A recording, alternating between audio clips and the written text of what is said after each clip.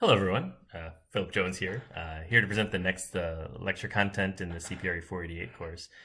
This week's topic is software optimization, and more precisely, it's a topic detailing the relationship between the software that you write, the compiler that you use, and the resulting performance and other system characteristics that result.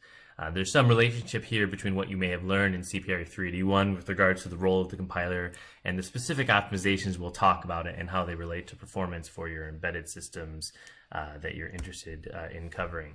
Here's a motivating example that I think can really get us started in terms of understanding performance, understanding the role of the compiler in performance. So here in this example that you can see on the slide, you have two nested for loops here where we're really just initializing a two-dimensional array called A here. So for I equals 0 to n, j equals 0 to n, initialize every element in A to 0. And n is given as one of our assumptions, so that if we set n equal to 20,000 in the software that we're running, so 400 million integers, and we're running a relatively up-to-date version of GCC on this laptop, which has an Intel Core i7 6th generation running at 2.6 gigahertz. One caveat is I recently spilled Diet Coke all over this laptop. I don't know how much that affects performance, but we'll find out here. As computer engineers, or at least those at the 400 level of our computer engineering curricula, we should be able to come up with a reasonable guess and not just completely have to make up a number, right? So if n equals 20,000, we know we are doing roughly 400 million things. And we have a processor that, this becomes a bit fuzzy, right? But it can, roughly do 2.6 billion things per second. Yes, I understand that that's rough. But go back to your CPRE 381 view of how the world works. And we see these for loops here, and we see these for loops, and we say, well, with regards to these for loops, there's some initialization code that has to run. There's some iteration code that has to run. There's some bounds checking that has to run. And then we know there's a little bit of math required to actually calculate, okay, what is the address A of ij corresponding to? Let's calculate that address. Let's now do a store word into memory or initialize memory with that value of 0. We're guessing, but it's an informed guess, right? That every time through the loop, we're checking, there's a branch there, there's an addition there, there's a few instructions to calculate the address. If you remember your shifts and things like that and adds you had to do for calculating for two-dimensional arrays from C down to our assembly level, 6, 7, 8, 9, maybe close to 10 instructions per iteration through the loop. That loop having run 400 million times, so maybe 4 billion instructions. It's okay, we're guesstimating here on a processor that can roughly do 2.6 billion things per cycle. We know it can potentially do many more than one instruction per cycle, but I think it's still fair to say that it's doing 2.6 billion things per cycle here. So 4 billion instructions, 2.6 billion things we can get done per cycle. We can run this code and say, well, roughly 1.7 seconds or something like that would correspond to. And we can take a look. We can actually try it here. So running this actual code, we want to run this with, to start with, -0. And I didn't mention that. That's what this is referring to in this table here. So we are running with our compiler, with our GCC compiler, and that -0, and maybe you've seen this and used this in other courses, that is the letter O for capital O for optimization level, and that's the number 0 here for perform no optimizations. Do the most vanilla basic translation of this software code that you are running down to the resulting binary. Don't try to do anything especially clever. That's the most baseline performance we can have for it. So we're compiling this code that we have in this file main.c here, which is the same file that is corresponding to that slide. Compile it to that file, run the time command to just get a rough estimate of the user time it takes to run that resulting code here. And we wait. And we get a little bit more than what I would have expected. There's different ways of measuring time. The user time is probably the most relevant for our case. Real time is the real world time. Literally, if I had a stopwatch, how long did it take to run? That's a function of the other workload on this laptop at this given time. I'm recording a video right now that's probably putting some strain on my laptop. So roughly 1.5 seconds, not too far off from our estimate. Well, let's then explore the value of the compiler here in performing that optimization. So if -0 was do zero amount of optimization, have the lightest level of optimization. O3 is perform some aggressive optimization. So tell the compiler there's multiple things you can attempt to do to try to optimize this code, and this module will be talking about those things. Try it, see what happens here. It was about 1 point something seconds. Now we look at the user time after we've performed those optimizations, and we can see, well, that's significantly better, right? The same exact input software code that we have here, and those are slightly different than the numbers I have in the slide, but it does depend on a lot of other things happening in your system, and it's not necessarily deterministic either. Those same code running from the C programmer's perspective, from the software perspective, the only thing we change is how much we're telling the compiler to try to optimize our code. And in fact, the story as we run it live here during this recording is in fact significantly better. These things aren't always deterministic, but it's significantly better than when I did it before. But it's significantly better than the non-optimized version. So at least from that perspective, the compiler optimization is very important here. Compiler optimizations are not a panacea for all of our performance issues. That's the first example here, where we take this loop, we iterate it through at I sub j, and we initialize it to 0. What if perchance we had this version of the loop instead? It looks very similar. It is doing, I think you can be convinced, doing the same exact thing. Take a minute and look at it. What is it doing differently, though, in terms of the order of the operations that are being inferred here? Right, it's instead of iterating ij, where we first initialize 0, 0, then initialize 0, 1, and 0, 2, and do it in a row by row fashion. Here we're doing 0, 0, followed by 1, 0, 2, 0. We're going column by column as we're initializing the array in this second example here. We know that either way, we've initialized the same array. So it's doing, from a functional testing perspective, the result from the input to this code to the output of this code for version A and version B here is exactly the same. But think back to CPRE 381. And you may, depending on who taught the class when you took it, you may have seen this exact example, and that's okay. What could potentially be happening here? Let's not guess. Let's measure. So for the same exact code that we have here, let's modify it so that instead of ij loop, it's an ji loop. That's the only change we're making to the code here. And let's again compile it now with our two different compiler optimization levels. Here's the version that runs with -0. I have to go get a cup of coffee or something at this point. It may, in fact, take a little while. It's just quite awkward, in fact, just waiting for this to run. But we'll make it through. Whew. Look at the time. Can you believe it?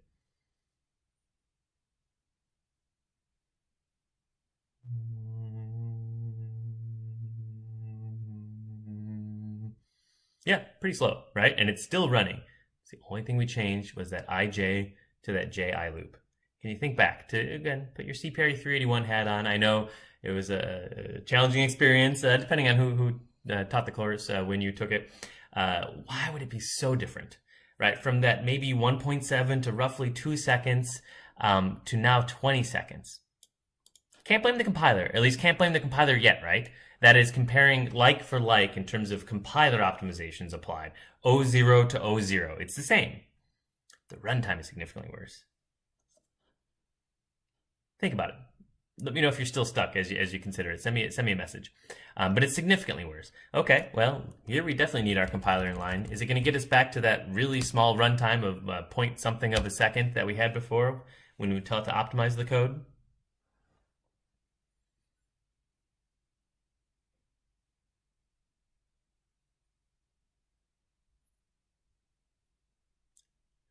It did better. it optimized the code. It did make the code faster, right? We can't deny that. But the compiler is not magic, and I think that's going to be an important takeaway from this learning module, which is, the compiler and the options we provide to it, the hints we give to it to attempt to optimize our code, can have a significant impact on performance, right? The 4x performance improvement is still outstanding here, right? Doesn't change the big O complexity of the code that we're running, and even in this example, for which there is no change to the big O complexity, it doesn't change some of the lower level interactions between our software and the underlying architecture. Think back for 381, think back to cache performance, think back to spatial locality, and you may start to remember, okay, why is this example where we just swap the two iteration indices here have such a significant difference in our particular runtime? There's many other ways we can run this code. So here's an example that I have included in the software. This is a functionally equivalent code as well. This is saying, hey, let's ignore the static loop indexing way that we do things, and let's just have a single pointer that points to the same location in memory, and we do that star p plus plus, right, where we take this location in memory, we set it to this, and then afterwards we increment that pointer into memory. We can run this real quickly here. We have nothing but time. Let's just comment out the previous example that we had here.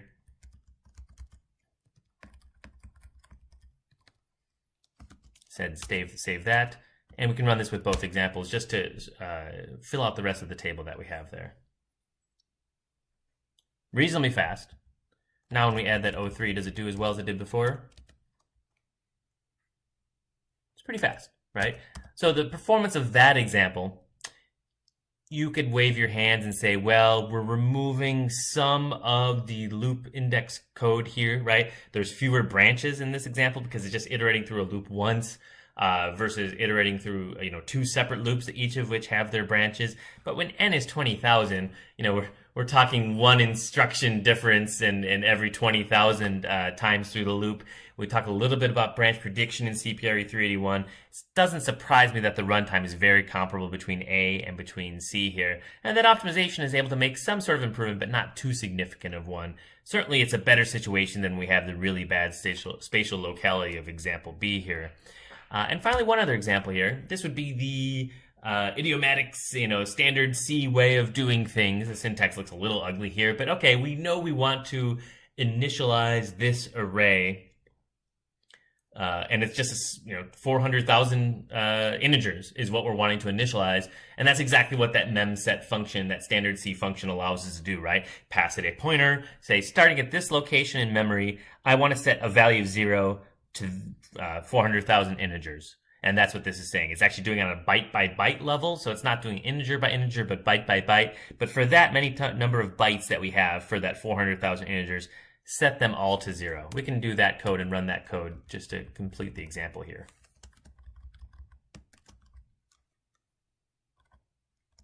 And there's our memset version.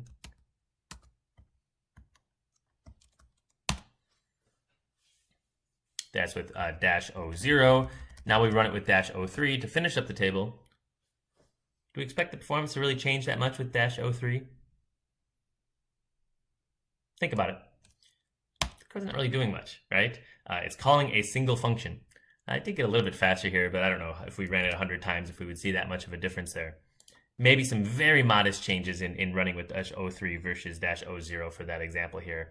But performance is pretty darn good as any of the previous examples with the highest level of optimization applied here. Another way you can analyze this beyond just looking at the resulting performance, which, as I mentioned, is a little bit of a noisy signal. Oftentimes, if we're trying to run precise experiments, we'd want to isolate all the other workload on the system. We'd also potentially want to run it 100 times and then average it out, because there is some non-determinism in the performance of a given processor.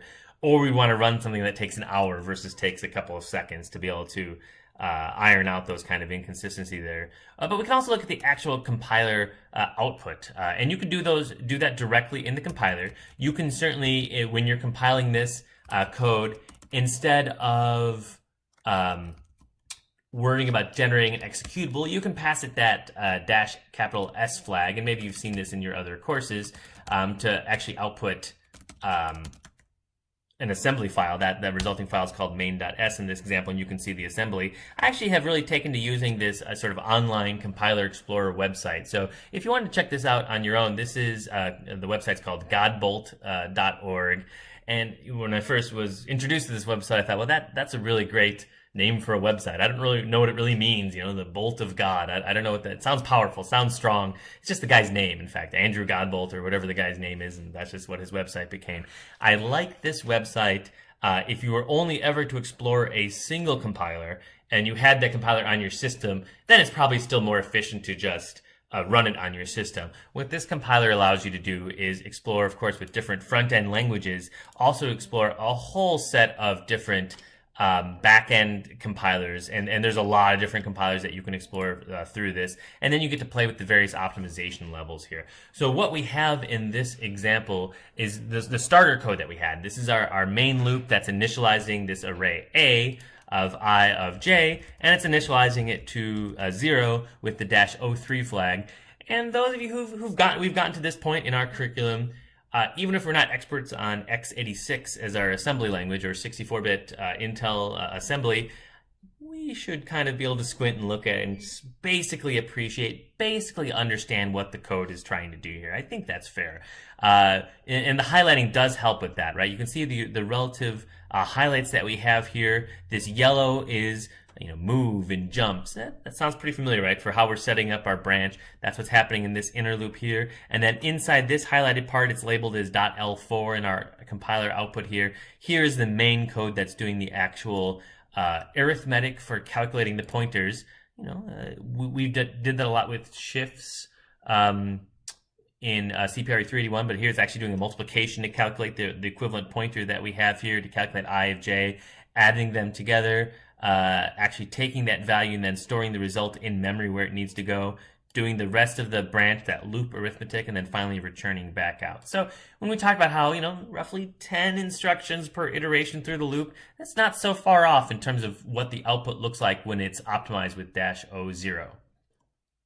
Compilers are extremely clever. And if there's one takeaway for this first part of the learning module, that would be a good one. If you didn't already have an appreciation for that fact, we saw the performance was okay in this example. It was significantly better when we pass it -03. Any hunch as to what it's going to do when we pass it -03? Let's take a look. Yeah.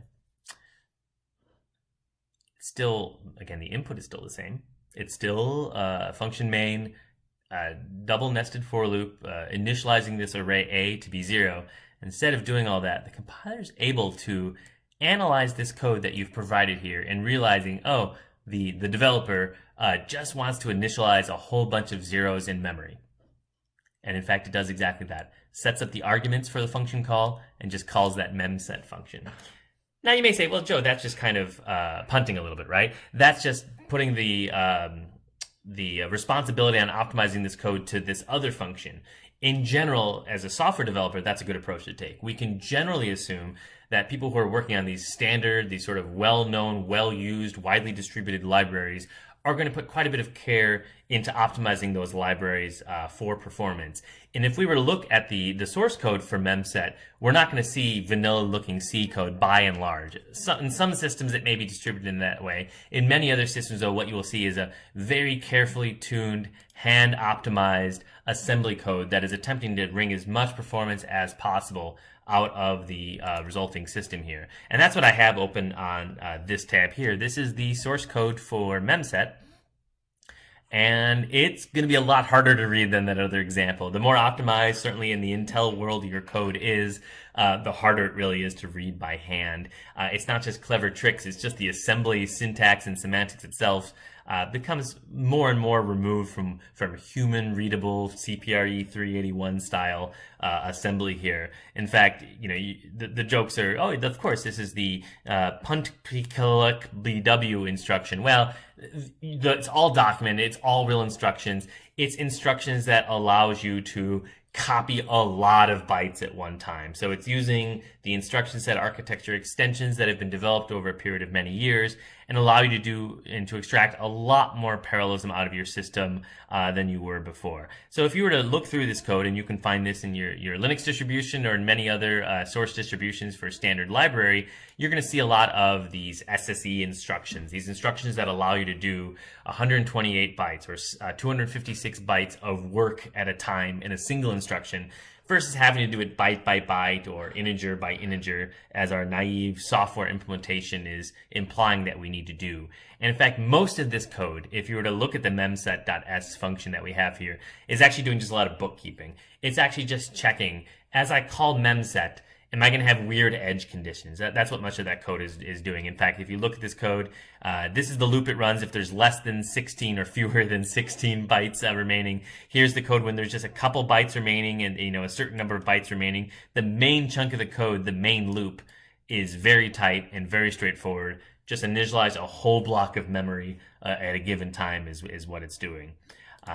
That's a good start for us here. That Godbolt website is a lot of fun for just exploring what compilers are capable of. Between now and when I see you again, you can take a look at this example that we have here, and I can share this link for you as well. Here's an example for a piece of code that is attempting to mess around with a value and maybe sum it up if it has some certain property. In this case, sum the value if x mod 2 is equal to 1. So basically sum the value if it is odd. And we look at the output of it, and again, we don't have to really appreciate all that's happening here, but it's quite a bit of assembly code that's getting generated here. So for this for loop, it's doing the same bookkeeping code. It has to do the resulting math associated with that bookkeeping code, and then it also has to make sure that the value gets returned that's supposed to get returned at the very end here. Compilers are extremely powerful. Again, that's one of our main takeaways from this beginning of the lecture, the learning module here. If I just make a one character change to this code, so instead of checking if it's odd, instead if I get rid of the exclamation mark here, which effectively would be checking if the value was even, what happens to our resulting compiled output? It's completely gone. XOR EAX, if you XOR something by itself, it just returns 0. So this code is now just returning 0, and the compiler is able to determine that and be able to make that optimization. Let's leave things right here for now. When we come back, we'll talk about the various components of a compiler, the challenges to some extent of writing a compiler, and then we'll start talking about some of the specific optimizations that compilers are able to do and how they work.